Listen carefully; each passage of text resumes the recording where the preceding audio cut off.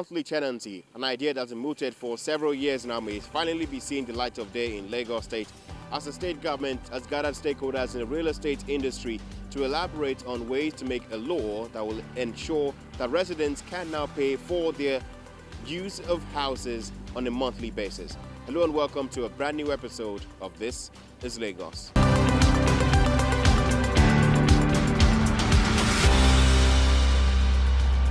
Real estate sector, as the Lagos State government looks to kickstart the payment of rent dues monthly as opposed to the yearly rates most agents and landlords charge.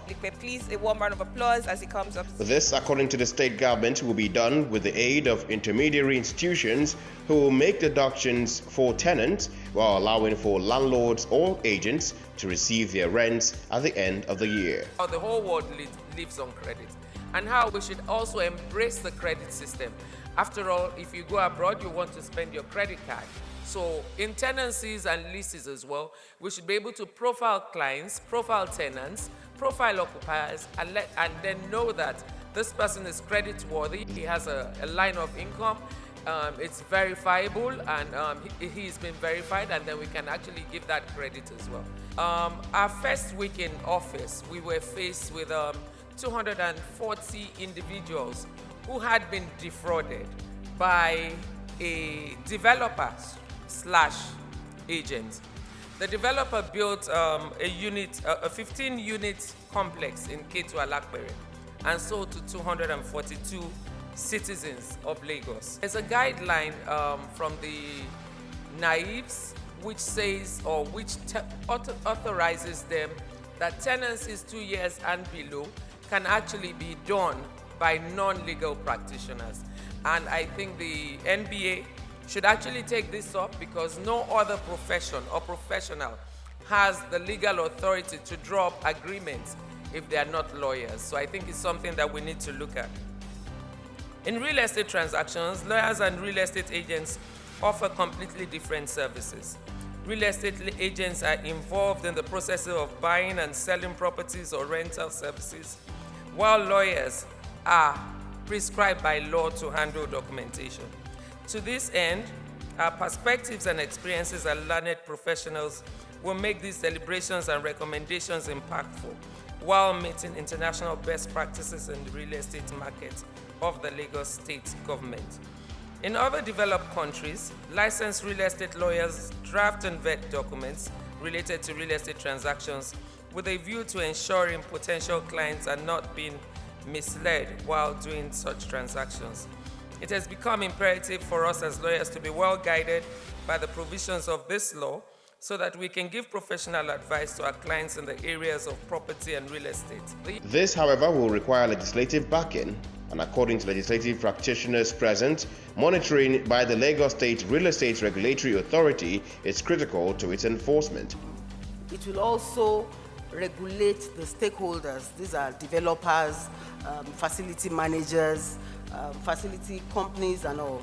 So everybody will, it's going to be an agency that will collect, that will have data. It will collect all the data of all relevant people in that field, and they can come to the LASFERA, the authority, to confirm that that person is not a fraudulent person, and it gives them more security to be able to deal with practitioners in that field. So basically, I think we're still going to be reviewing the law as we go on. I'm just speaking to specific sections there. I do not intend to go through the whole thing. There's also a provision in the law about abandoned properties. It gives the authority the power to be able to identify abandoned properties in conjunction with the relevant agencies in the state to help proper people who have abandoned their property, probably because they don't have funds. With the collaboration with the agency, they can help them to develop these properties instead of leaving these properties to become hideouts for criminals and other misfits in the society. If you buy a piece of land, you need to know what you can use that land for. You can't just buy land and say you want to do residential when it's earmarked for something else. So these are things that we actually need to know about. However, some present are opposed to the move, urging the state government to allow players and tenants some levity to enter into contracts as they so please. I do not believe that we need a law to regulate private treaties, private contracts between individuals that they have willingly entered into. Why? Because there are general principles under the law of contracts which guide parties in any transactions, real estate transactions not excluded. For example, Section 6D empowers the authority to set up monitoring teams, conduct inspections in order to ensure compliance with the Lagos State Tenancy Law, the criminal law as it relates to transactions, and other applicable legislations on real estate transactions. In my opinion, these are issues that can be handled by the courts. If there's an agreement and there's some sort of disagreement has occurred, then recourse be had to the court. The court being the first port of call for land transactions. The court has the jurisdiction to entertain land transaction. I don't know what the agency wants to do here. The Land Use Act has vested the High Courts with jurisdiction in this regard. The process can become a nightmare. So I hope that it will be simple, seamless, easy for people to go through. And you're not necessarily running from pillar to post, trying to do what the law requires of you. It is when the process becomes complicated that people then become creative and find ways of flouting all of this regulation. And I hope that this will not be bureaucratic. Now, as a legal practitioner sitting in-house wearing the cap of a real estate developer, compliance with some of this will fall onto my table. I do not have to chase different agencies, different governments meandering all over the place just because we want to do business. So we were thinking, is there a way to streamline all of this? I see in the law that the state government has acceded that though monthly payment is a goal, there is no compulsion for landlords to enroll in this new scheme. However, they suggest that when the bill becomes law, the recurrent legal tussles which sees quit notices violated or misused will become more transparent.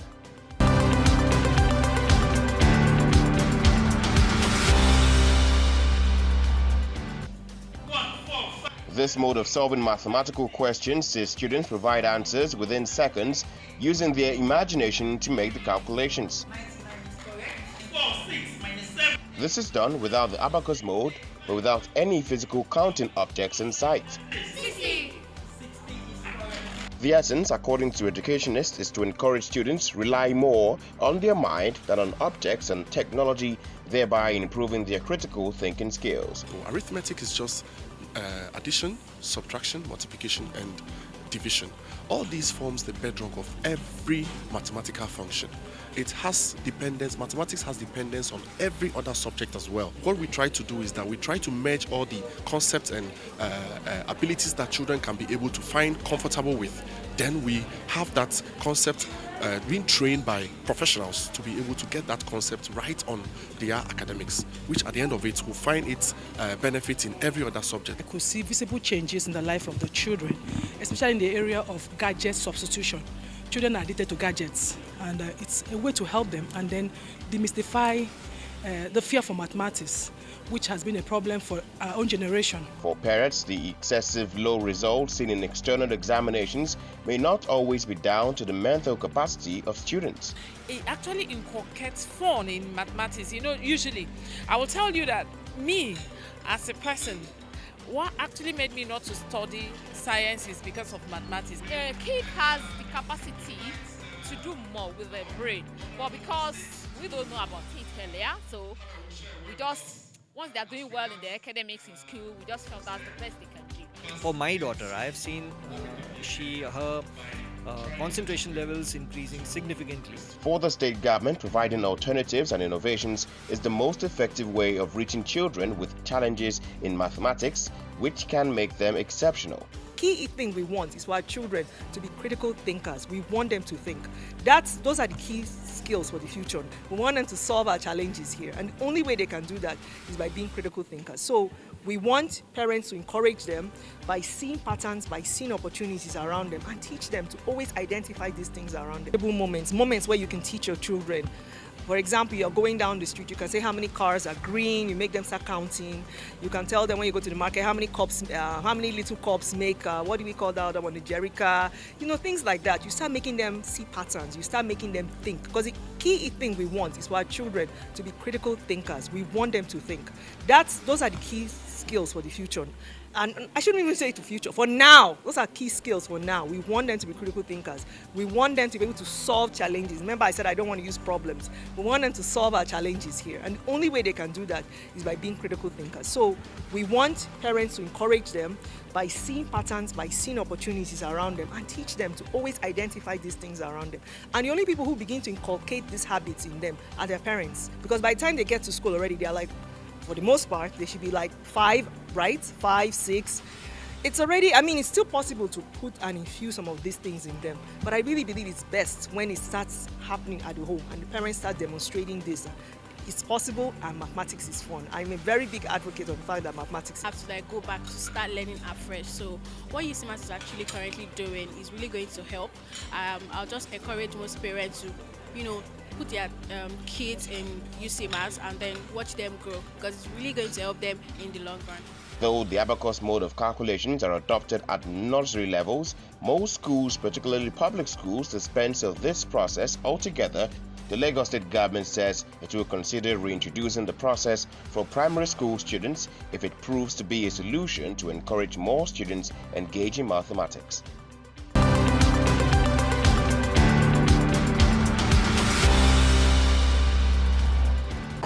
It's a workshop for selected school administrators in order to drive home the values of promoting safe interaction between students and their immediate environment. To stakeholders, it has even become more imperative in a vastly populated city, with recent cases of students being victims of road accidents. On December 7, 2021, an accident occurred on our road, which affected our students. We lost 2 students on the spot. In the Ministry of Education, we have mandated our directors that they should identify our schools that have similar situations as Ojodu schools, the Safunwa Millennium. When these students get out from schools, the first contact is the major road. We all say that indeed a country that progresses is a country that has education at its bedrock. But how safe are our schools? How safe are our learning environments? This is the message that we're going to discuss today.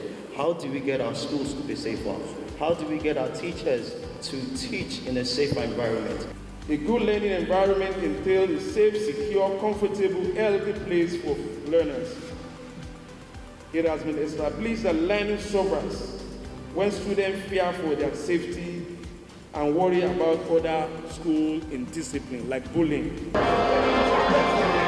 Following rounds of demonstrations and illustrations, the Lagos State Safety Commission notes that the conversation around safety must begin with private schools, with the hope of replicating such at public schools and other interactive social networks. We're going to be going through point by point with the school owners, the school operators, on how we can indeed make safety a fulcrum of the curriculum within the schools, how we can ensure that teachers teach the kids safety principles, how we can also ensure that children interact and mingle and play in a safe environment. The session is with boarding schools.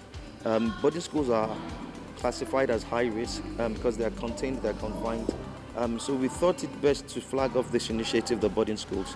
But as we've started the training session, we'll continue to drive this message, this training across board to the private schools, to the day schools, and indeed public schools as well. So we would eventually go around all the schools in Lagos State. The facilitators note the decay in safety education and prevention, with a clamor for the reintroduction of such mechanisms to reduce the number of accidents and incidents recorded. Schools start employing safety officers, safety experts, to oversee the issue of safety in their various schools. But in the meantime, they might need to train field teachers as safety marshals when we were in primary school, elementary school, people would come to our school assembly ground and desensitize us on how to cross roads. Look right, look left, and look right again, and you cross road. That is safety for you.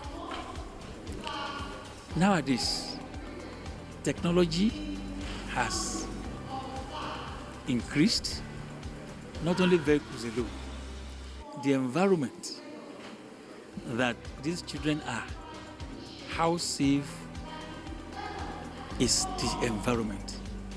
The classroom, how safe is the classroom. The science laboratory, how safe is the science laboratory. Now, from time to time, there has to be guidelines on safety for schools, particularly in Lagos State, where all the students, the teachers, the stakeholders are risk aware and not risk averse. It is important that from time to time, students are advised on the best practice in the field of play, through co-curricular activities,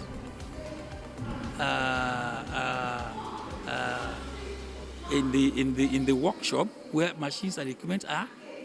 They must be able to identify hazards and remove these hazards before they continue with what they are doing. Because any hazard that is on ground, unremoved, is a waiting accident to happen. So the school, the teachers, even the visitors, they must all be sensitized. And not only once, not only twice, from time to time, because people forget. So that will serve as a reminder, that as we are going home, ensure before you cross the road, look right, left, and right again. Then at home, tell your parents that cooking gas bottle must not be placed in the kitchen. And this includes obviously the infrastructure of the building, it includes the actual classroom, it includes mental health and safety, it includes safeguarding and child protection. Parents and wards have also been charged to pay closer attention to the behavioral changes in their young teenagers. This, they say, will help curtail their excesses before they pose a danger to themselves.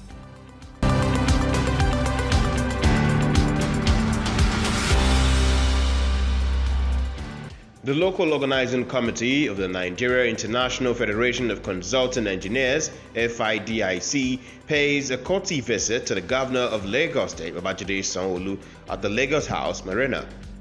The governor notes that engineers in Lagos are of personal interest to him, as he notes his administration has relied heavily on their expertise to bring about infrastructural development. We will, apart from requesting that we do presentation or paper, we even do more than that. We do a display so that we can showcase, and rightly so, we can showcase all the things we're doing, the bridges, the new road connections that one you use to decongest a massive city like this, because infrastructure is one of the ways in which you can solve societal problem, travel time, journey time, loss of economic value, how long people take on the road. So it's something that we're looking holistically, and we're believing that we just want to improve the lot of our citizens, given the political chance that God has given us now. So we will do beyond just participating. We will ensure that the agencies that are facing it will come forward and support. And like you said, the Commissioner for Tourism is also here. The sight and sounds, if they have the time, we also want to show them, what Lagos is blessed with. 1/3 of Lagos is water, so there's a lot of investment that we're putting on the waterways, so that we can decongest all of our roads. One final thing that I also want to mention, is to say that we're at the process, fiscal planning is not here, we're at the process of also identifying, consulting engineering and architectural firms to help with monitoring, building, construction,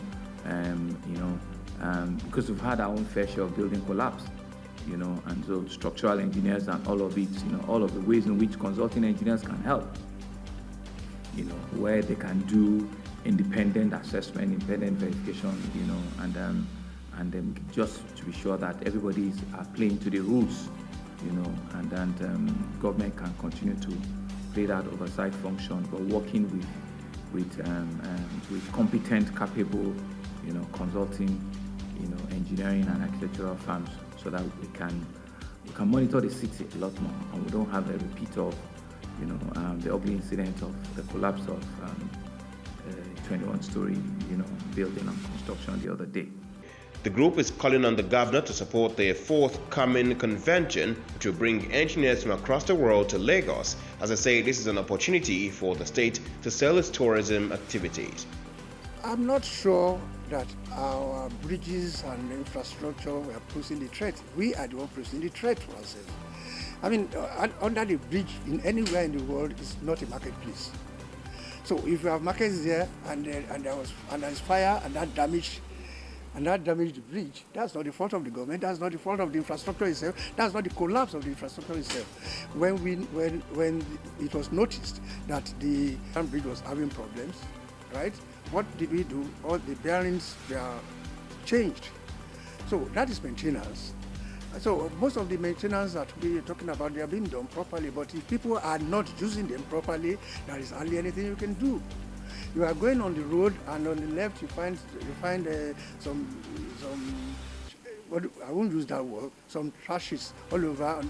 That is not right. Despite the fact that the government kept on saying, don't patronize cart pusher, don't do this. But if we are not, so it's we that we should, I mean, I'm talking about we, the people, are the ones that should make sure we don't damage the infrastructure. But there is only one thing I don't agree very much with, and that is enforcing our laws.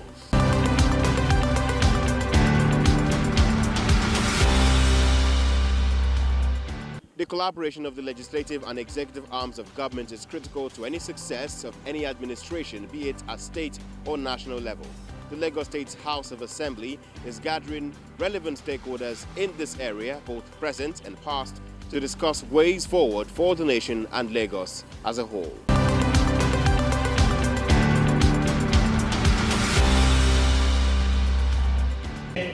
Previous and current speakers from across various states in the country are gathered in Lagos for a forum to discuss issues that have plagued each House of Assembly over the years. The focal point of the discussion is the need to sanitize the legislative arm of government, as they represent one of the closest points of interaction with the voters and their yearnings. As the leaders of state assemblies, we owe a duty to ensure we do our best within our God-given strengths by synergizing with the executive arm towards stabilizing our respective states, despite all these daunting challenges. As the 2023 general elections approach, permit me to further encourage you to continue to guide our democracy to success by ensuring the preservation of sanctity of your hallowed chambers. It is time for us to take ourselves serious. It is time for us to move this country forward. With the spate of insecurity and economic conditions, past and present lawmakers are challenging those in office to protect the lives of its citizens in order to allow the nation channel its attention towards other issues. I say with some pride, yes, that I used to be a member of the PDP. And we got it wrong. And this is where we are now. But it must not get any worse than it is. As we move on into this campaign season, we will be able to ascertain an aspirant Who will give us that 35% that we need? For the governor of Lagos, Babajide Sanwo-Olu, and the special guest of honor and presidential aspirant, Bola Ahmed Tinubu, there is a need for more synergy, especially with multiple ethnicities and religions overlapping across the country. Nigeria is in need of those drastic, courageous changes that will bring revenue, that will create the environment. The Constitution has provided clear distinctions of roles and responsibility, but at the end of the day, it must tie down to ensuring that the populace, the people that have elected us, that have appointed us into those roles, have the benefit of both of us working together collaboratively. I'm the Speaker, Kano State House of Assembly. Well, the working relationship between executive and legislature is supposed to be cordial and it's supposed to be productive. When the relationship is cordial, there will be a production. But when it is not cordial, it's always going to be a rift. And that rift is going to result in non-production.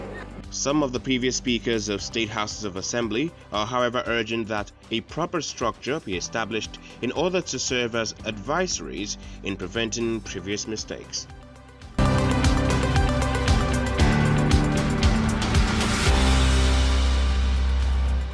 As the 2023 general elections approaches, Nigerians and Lagosians will be hoping for leadership that will ensure the inclusion of not just the executive but legislative and judicial arms of government to see for faster delivery of the dividends of democracy and, of course, more inclusion for all members of the populace. That completes our episode for this week. Until next time, I am Wilson Omoni, and this is Lagos.